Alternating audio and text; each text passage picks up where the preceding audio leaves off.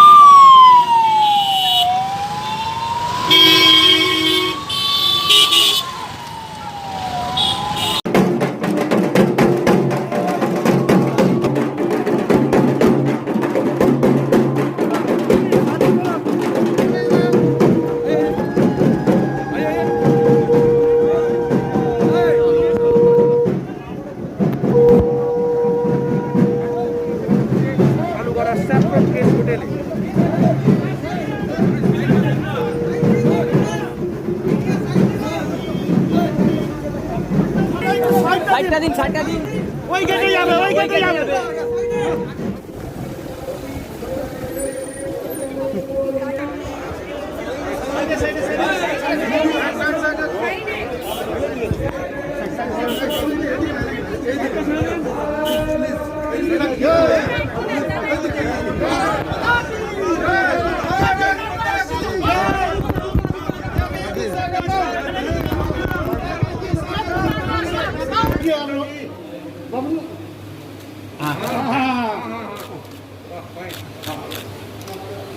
विजय sir थोड़ा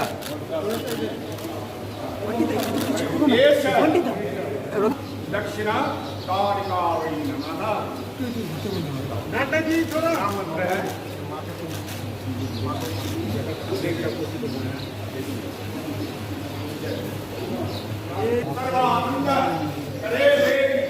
नारायण नमस्ते नमो सर्वमंगल मंगल मंगल्ये शिवे सर्वार्थ साधिके शरण्ये त्र्यंबके गौरी नारायणी नमस्ते।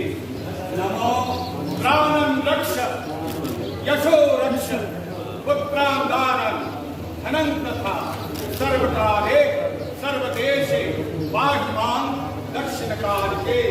नमो यथा काली तथा तारा तथा छिन्ना शाकुल्लुका एकर्मुक्ति।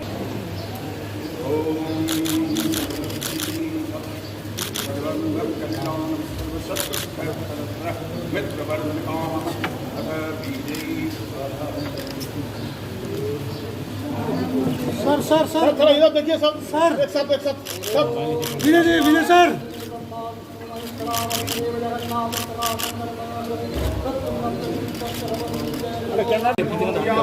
मनश्च भक्तं भजता भगवत्सदे आविर्भवं मधुरं वा अभिष्टते।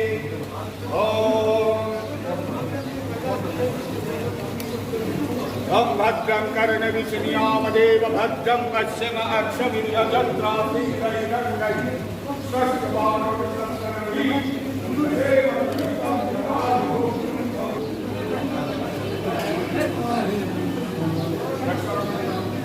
ষোলোর বিজয় কোনো প্রস্তুত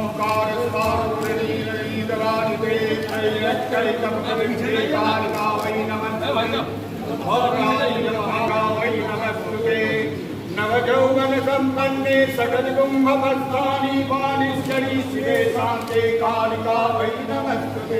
दग्धचर्मंबरधारे खड्गकर्तरिकावक्त्रस्तदसने कालिका वै नमस्ते। कालिका वै नमस्ते। नवभृंगाभेदं भैरवसहित त्रिमत् दक्षिण कालिका वै नमः।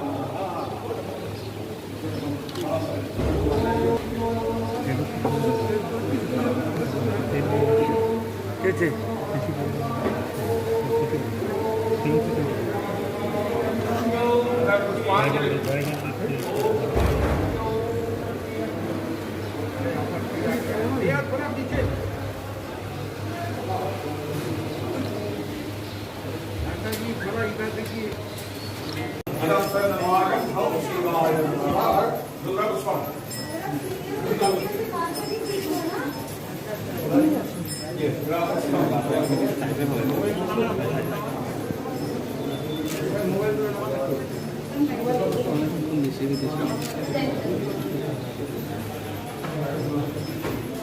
ओम कर्पूरगौरं करुणावतारं संहारकारं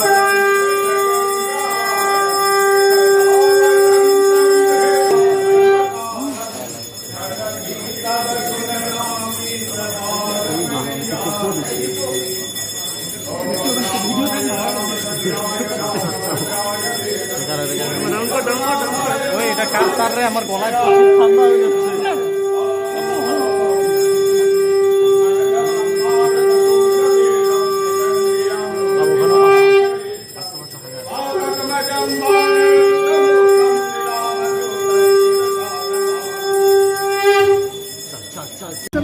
কোথায় ওদিকে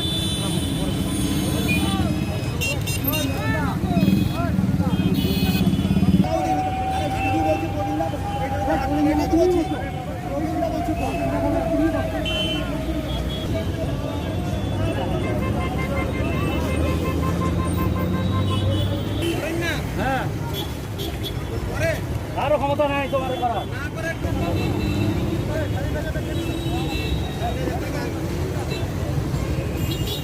নেতৃত্ব আছেন সকলকে অনুরোধ করব যে প্রদীপ প্রজ্বলন এবং সমাবেশন ডক্টর শ্যামাপ্রসাদ মুখার্জির প্রতিকৃতিতে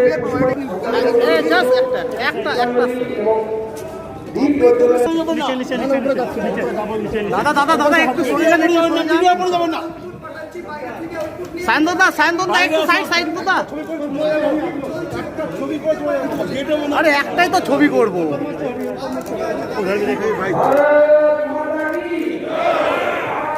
কেউ উপরে যাবে না তৈরি জায়গা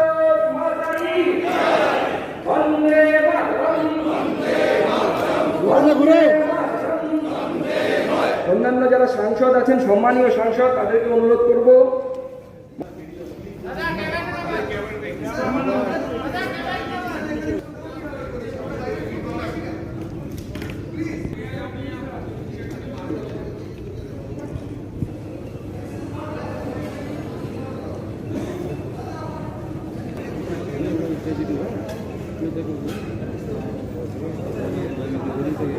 फटाफट निकलो, नहीं तो हम लोग की बात हो रही है। मीडिया चैनल जाना ना, जब प्रेस करना। जहां तक हमारे गोरखा समाज का सवाल है, मैं उनका धन्यवादी हूं। उन्होंने हमेशा हम लोगों का साथ दिया है और हमारी जिम्मेवारी होती है। उनके जो दो बातें हैं उनको हम लोगों ने अपने संकल्प पत्र में भी रखा है। एक तो उसमें से राजनीतिक समाधान और परमानेंट सोल्यूशन करने की बात कही गई है, और दूसरा ये जो 11 जनजाति गोरखा की हैं उनको रिकॉग्निशन की बातचीत की है। दोनों हमारे संकल्प पत्र में है और दोनों हम पूरा करेंगे। दोनों के लिए हम कटिबद्ध हैं, हम उसके लिए कमिटेड हैं, हम उसके लिए आगे बढ़ेंगे। ये बात हम आपको बताना चाहते हैं। और हमारे यादव समाज के मित्र यदुवंशी और सभी हमारे संगठन, समाज के संगठन, आज मुझे आप सबके बीच में आने का सौभाग्य मिला है और आपकी बात सुनने का भी मौका मिला। कुछ बात समझ में आई, कुछ नहीं आई, क्योंकि स्थानीय भाषा में आप कह रहे थे, तो कुछ तो समझ पाया, कुछ को ट्रांसलेट करवाया और ट्रांसलेट करके समझने की कोशिश की है। लेकिन सबसे बड़ी बात यह है कि भाषा समझ में ना आया हो, लेकिन आपका दिल हमको समझ में आ गया है। इसलिए जब मन और दिल समझ लेता है तो भाषा अपने आप समझ में आ जाती है। आप सबने बहुत ही अच्छे तरीके से सारी बातों को रखा है और आपने आशा जगाई है कि उन बातों को पूरा करने की हमारी जिम्मेवारी है, हम पूरा करेंगे। और मैं आपको विश्वास दिलाना चाहता हूं कि जो क्रम भी हमने रखा है, कुछ लोगों ने मुझे लिखित रूप में दिया है और कुछ उस पेटी में आपने डाला है। मैं आपको एक बात का विश्वास दिलाता हूं कि जो कुछ भी आपने लिख के दिया है वह पार्टी के काम भी आएगा, समाज के काम भी आएगा और आपकी बताए रास्ते पर पार्टी। तो मैं देख रहा था कि मूल बात क्या है। मूल है कि नेतृत्व का विचार क्या होता है। मान लीजिए मैं कोई भाषण दे रहा हूं या मैं सुन रहा हूं या मैं बोल रहा हूं, मैं करूंगा कि नहीं करूंगा इसका आपके पास आधार क्या है। मेरी पार्टी करेगी कि नहीं करेगी इसका आधार क्या है। इसका आधार एक ही हो सकता है, वो है पार्टी की सोच में मूल नीति क्या है। मूल नीति है मोदी जी की सबका साथ, सबका विकास और सबका विश्वास। सबको साथ लेकर चलना है, सबका समावेश करना है और सबको आगे बढ़ाना है, ये हमारी नीति है। अब दूसरी ओर क्या है? भेद डालो, समाज को बांटो, अलग करके रखो, अलग अलग डिमांड क्रिएट करो और चुनाव आए तो सबको अपने तरीके से बांटने का प्रयास करो और राज करो। ये बड़े स्पष्ट शब्दों में कहना चाहूंगा कि वर्तमान वेस्ट बंगाल की सरकार ममता जी के नेतृत्व में यही कर रही है। फूट डालो और राज करो, इस बात को आगे बढ़ा रही है। इसलिए विश्वास किस पर करना और किस पर नहीं करना ये आपने तय कर लिया है, मैं जानता हूं, तभी आप यहां आए हैं। लेकिन आप जहां आए हैं वो सही आए, क्योंकि सबको समावेश करके चलने की ताकत सिर्फ भारत के यशस्वी प्रधानमंत्री नरेंद्र मोदी में है। इस बात को भी हमको समझना चाहिए। इसलिए आप विश्वास रखिए कि हम सब लोग सभी को साथ लेकर के चलने का प्रयास भी करेंगे और सभी को मूल रूप से उसका स्थान देने का भी प्रयास करेंगे। अभी आपने देखा होगा बहुत सी समस्याएं जिसको समावेश करने का प्रयास किया। वो कैसे किया? हर एक समाज की समस्या में अंततः क्या समस्या है? एम्प्लॉयमेंट एंड जिसको हम कहते हैं सुदृढ़ीकरण, उसको एम्पावर करना, यही है ना सशक्तिकरण। अब अगर आप ये सशक्तिकरण के विषय को देखेंगे तो आप पाएंगे कि पिछले 5-6 सालों में मोदी जी ने सभी को सशक्तिकरण करने का काम किया है।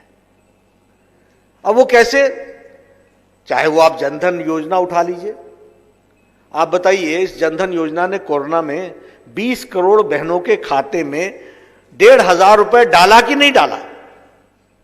अब वो कौन थे, वो सब गरीब लोग थे, सभी समाज के लोग थे, सभी समाज के लोग थे और सबकी व्यवस्था की गई, 20 करोड़ बहनों के खाते में डाला गया। आप बताइए कोरोना के दौरान ही 8 करोड़ बहनों को मुफ्त में 3 सिलेंडर्स 3 महीने के लिए दिए कि नहीं दिए, उनके चूल्हा जलने का इंतजाम किया कि नहीं किया, और वो सभी समाज के लोग थे जिनके लिए व्यवस्था की गई।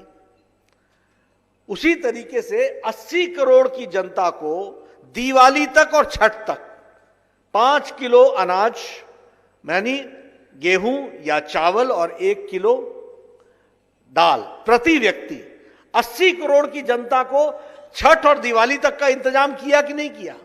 यह समाज के सभी लोगों के लिए किया कि नहीं किया। यह समाज का सशक्तिकरण हुआ कि नहीं हुआ, इस बात को हमको जानना चाहिए, इस बात को हमको समझना चाहिए। प्रधानमंत्री किसान सम्मान निधि 10 करोड़, वैसे तो 8 करोड़ 60 लाख लोगों को दे दिया गया, लेकिन 10 करोड़ किसानों के लिए यह व्यवस्था की गई है। दुख के साथ यह कहना पड़ता है कि ममता जी ने, ममता की सरकार ने इसको किसानों को यहां बंगाल में लागू नहीं होने दिया है और आपको वंचित रखा है। अब आपका जिम्मा बनता है, अप्रैल में आप वापस हो, उनको वापस करो, बीजेपी को लाओ, 1 महीने के अंदर किसान सम्मान निधि हम आपको लागू करके देंगे, ये हम आपको बताना चाहते हैं। कितने किसान हैं यहां पर? 76 लाख, 76 लाख, 76 लाख लोगों को वंचित रखा है। किसने वंचित रखा है? एक मुख्यमंत्री ने, वेस्ट बंगाल के। आप बताइए आयुष्मान भारत, हमारे 10 करोड़ 74 लाख परिवार हैं, 55 करोड़ लोग हैं। इन 55 करोड़ लोगों में कौन कौन है जरा आप देखिए, आप देखिएगा आपके समाज से सब लोग होंगे। रेडी वाला, फेडी वाला, ऑटो वाला, रिक्शा वाला, बाल काटने वाला, बढ़ई का काम करने वाला, कारपेंटर, हमारा मेड सर्वेंट जो गांव में घर में महिलाएं काम करती हैं, हमारा घर में काम करने वाला servant, rag picker, rag picker यानी जो कूड़े में से जो सामान निकालता है और उसको बेचता है, वो रैग पिकर। ऐसे लोग जो किसी जाति के आधार पर नहीं, काम के आधार पर रिक्शा चलाने वाला, ऐसे 55 करोड़ लोगों को मोदी जी ने 5 लाख रुपए का सालाना, हर साल 5 लाख रुपए का पूरे परिवार के लिए, स्वास्थ्य के लिए, गंभीर बीमारियों के इलाज के लिए हर परिवार को दिया है। इस बात को समझना चाहिए, ये इतना बड़ा काम किया। लेकिन वेस्ट बंगाल की जनता उससे वंचित है। क्यों? ममता जी, अब मैं बार बार बोलता हूं, हमारे को बाबुल सुप्रियो बोलता है कि आप बोलते हैं, कैसे नहीं बोलूं, बोलना पड़ता है। अब ममता जी को बोलो क्या आयुष्मान भारत देंगे, ममता जी बोलती होबे ना, होबे ना, होबे ना, की होबे ना, होबे, अप्रैल मास से होबे होबे होबे हो के रहेगा, अप्रैल महीने में हो के रहेगा। वो आप करेंगे, पहले कमल पर आप दबाएंगे, बाद में आयुष्मान पर हम दबाएंगे, ये हम आपको विश्वास दिलाते हैं, ये हम आपको बताना चाहते हैं क्या तरीका। इसलिए मित्रों, सबसे पहले सशक्तिकरण की दृष्टि से जब हम देखते हैं, अब आप बताइए 18,000 गांव में बिजली नहीं थी, लगभग 1,000 गांव आपके वेस्ट बंगाल के थे, मोदी जी ने बिजली पहुंचा। 22 करोड़ लोगों के घर में बिजली नहीं थी आजाद भारत में, 22 करोड़, 22 करोड़ के घर में मुफ्त तार भी दिए, खंबा भी दिया और बिजली घर तक पहुंचाई, मीटर लगा करके दिया। 22 करोड़ लोगों को ये मोदी जी ने करके दिया, ये हमको ध्यान में रखना चाहिए। किसका भला हुआ?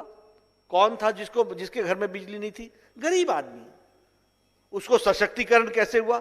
बिजली सिर्फ घर में बिजली नहीं आती, घर में बिजली आती है तो टेलीविजन भी आता है, घर में बिजली आती है तो फ्रिज भी आता है, घर में बिजली आती है तो विकास भी होता है, घर में बिजली आती है तो बच्चा पढ़ने वाला भी बनता है। इसलिए सशक्तिकरण का माध्यम बनती है बिजली, ये समझना चाहिए। और वो काम मोदी जी ने 22 करोड़ घरों को पहुंचाया है, ये मैं आपको बताना चाहता हूं। और जिम्मेवारी किस पर दी? जिम्मेवारी अधिकारी पर दी कि उसका काम है कि वो बिजली पहुंचाए। हमारे जमाने में क्या होता था? अफसर एहसान मारता था कि जैसे तुम्हारे घर में बिजली पहुंचा दी तो बहुत बड़ा एहसान कर दिया। अब क्या हो गया? मोदी जी ने कहा दे लिया। हर यहां पर बैठे बाबू सुप्रियो जी बैठे हैं, देवश्री चली गई, हर कैबिनेट के मीटिंग में मोदी जी पूछते थे बताओ 1000 दिन में हमने 18,000 गांव में बिजली पहुंचानी है। हर कैबिनेट के मीटिंग में पूछते थे बताओ कितने गांव आगे बढ़े, बताओ कितने गांव आगे बढ़े। अधिकारियों को काम करना पड़ा। फर्क क्या पड़ा? मेरे जमाने में हम बिजली मांगने जाते थे गांव में, हम एमएलए थे तो हम लोगों को बोलते थे कि जाओ जाकर के बिजली ले आओ, तो अफसर क्या बोलता था? तार है तेरे पास? नहीं, पहले जा तार खरीद के आओ। फिर तार आ गई, फिर बोलता था खंबा उठाने के लिए आदमी है तुम्हारे पास? बोले नहीं। बोले जाओ गांव के लोगों को लेके आओ, सारे गांव में लेकर खंबा को अपने कंधे पर रख करके लेके गांव में जाओ, तब हमारा लाइनमैन आएगा खंबा लगाने के लिए, और तब जाकर के बिजली लगती थी। मोदी जी के आने से क्या फर्क पड़ गया कि अब अफसर जाता है घर में, आपके यहां बिजली नहीं है, आप इस पर फॉर्म पर साइन करो, मैं आपको बिजली दूंगा, और 5 दिन के अंदर बिजली पहुंचाता है। यह परिवर्तन आया है, इस बात को हमको समझना चाहिए, यह हमारा अंतर आया। इसलिए मित्रों, जहां तक सशक्तिकरण का सवाल है, गरीब का सशक्तिकरण, अब ये 44 करोड़ खाते बैंक के खुल गए, 20 करोड़ बहनों के खाते में 500-500 रुपए पहुंच गया। दिव्यांग जन, हमारे वृद्धा पेंशन वाले लोग और हमारे ये जो विधवा बहनें थी, इनको 1,000 रुपए कोरोना के दौरान पहुंचाने की व्यवस्था की। तो भारतीय जनता पार्टी के नेतृत्व में एनडीए की सरकार में आदरणीय प्रधानमंत्री जी ने ये व्यवस्था की, इसको हमको समझना चाहिए। अभी आप लोगों ने चर्चा की, बहुत सी मैं चर्चाएं सुन रहा था, किसी ने चर्चा की कि किसानों के बारे में, खेती के बारे में चर्चा की।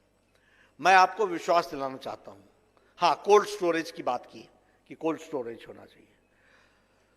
आत्मनिर्भर पैकेज में, आत्मनिर्भर भारत के पैकेज में 1 लाख करोड़ रुपए सिर्फ इसलिए रखा गया है कि आप फार्मर्स प्रोड्यूसर्स ऑर्गेनाइजेशन बनाएंगे, और फार्मर्स प्रोड्यूसर्स ऑर्गेनाइजेशन अपने गांव में जो विकास का काम कराना चाहेगी, जिससे किसान का भला होता है, वह उस 1 लाख करोड़ रुपए से होगा। यह ध्यान में रखिए। एक नहीं, कोल्ड स्टोरेज भी बनेगा और जनरल स्टोरेज भी बनेगा, इस तरीके की व्यवस्था होगी, इसको हमको समझना चाहिए। इसलिए मित्रों, मैं आपसे सिर्फ यही कहना चाहूंगा, अब जैसे आत्मनिर्भर पैकेज की बात है, छोटे छोटे उद्योगों के लिए 3 लाख करोड़ रुपए की व्यवस्था की गई है। टोटल पैकेज 20 लाख करोड़ रुपए का है। 1 लाख करोड़ रुपए उसमें उन्होंने इसके लिए हमारे किसान भाइयों के लिए रखा है, किसान के फार्म गेट के लिए रखा है।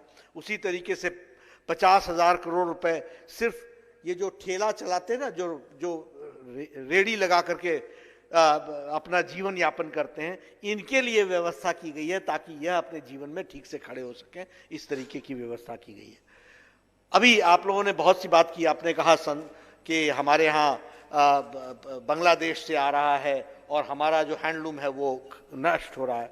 मित्रों, इसकी भी व्यवस्था की गई है। आप वोकल फॉर लोकल आपको होना पड़ेगा। वर्ल्ड ब्रांडिंग हम कराएंगे, और यह वर्ल्ड ब्रांडिंग भी आत्मनिर्भर पैकेज के तहत होगा। और मैं अपने सांसदों से कहूंगा कि वेस्ट बंगाल की जो जो चीजें लोकल हैं, उनकी सूची बनाइए, उनकी योजना बनाइए, उसका रोड मैप तय कीजिए। और भारतीय जनता पार्टी भी विश्वास दिलाती है, और भारत सरकार मोदी जी के नेतृत्व में उनकी वर्ल्ड ब्रांडिंग भी कराएगी और उसके मार्केट भी बढ़ाएगी। इस बात का भी आपको मैं विश्वास दिलाना चाहता हूं, ये भी हम करेंगे। इसलिए मैं आपको ये सारी बातें इसलिए सुना रहा हूं और बता रहा हूं कि आपकी चिंता करने के लिए प्रधानमंत्री जी ने समग्रता में, होलिस्टिक अप्रोच में, सबको साथ लेकर के चलने का जो योजना बनाई है, उसमें आप सब लोग भी जुड़े हैं, शामिल हुए हैं। इसको हम ध्यान में रखेंगे।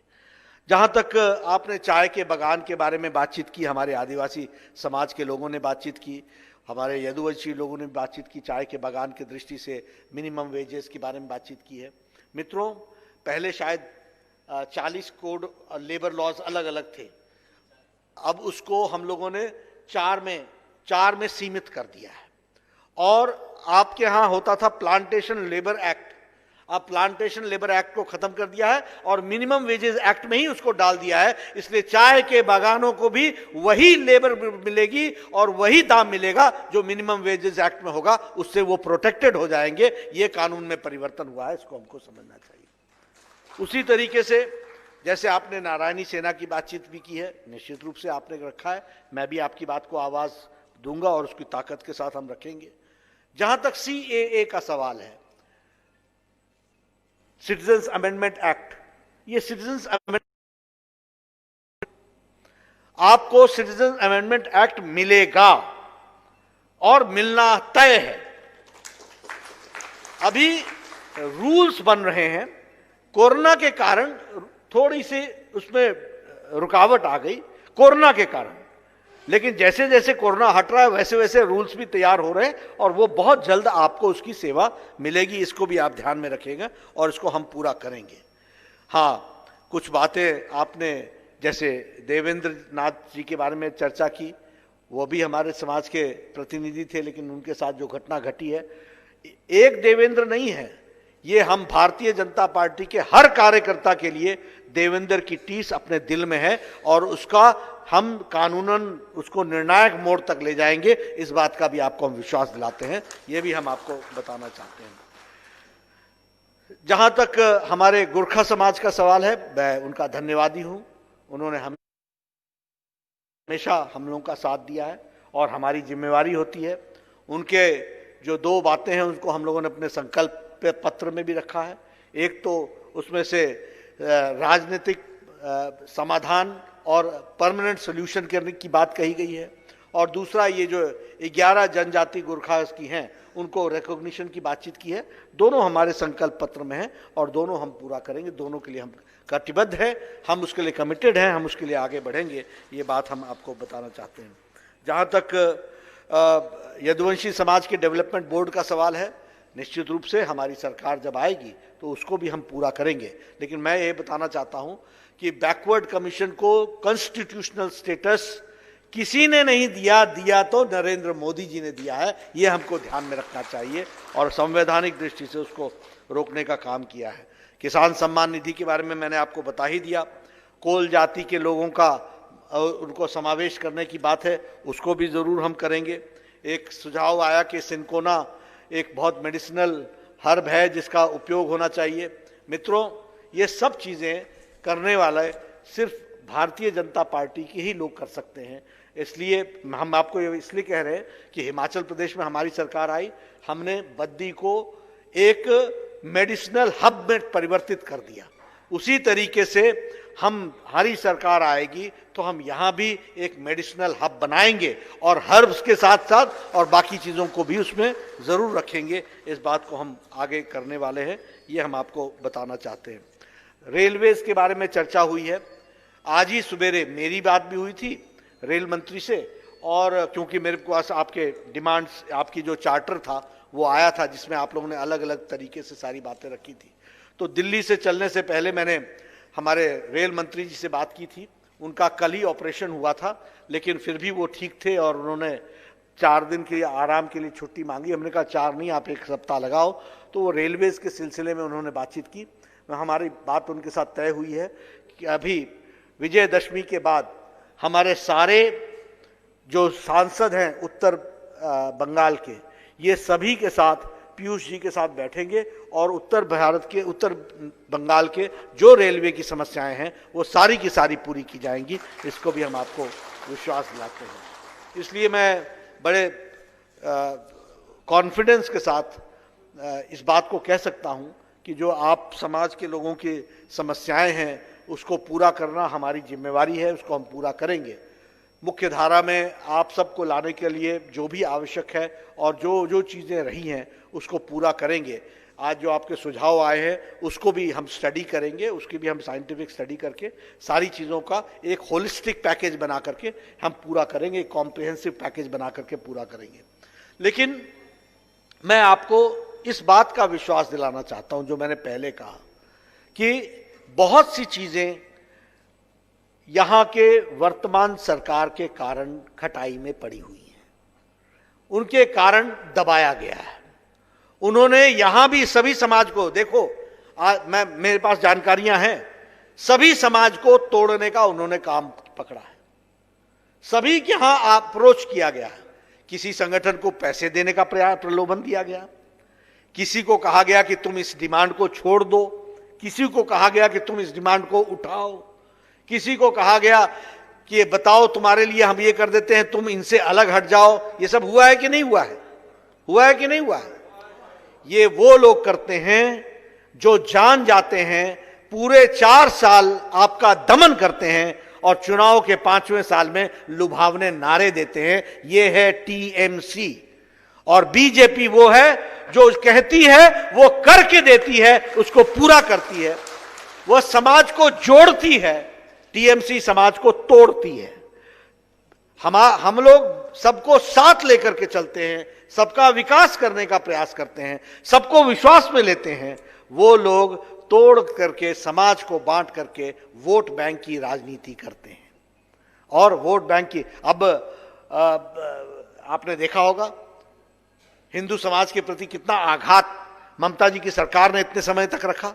अब जब समझ में आ गया कि हमारे को इसमें नुकसान हो रहा है, तो हर समाज को अब जोड़ने के लिए किसी तरीके से उनको फुसलाने का प्रयास हो रहा है कि नहीं हो रहा है?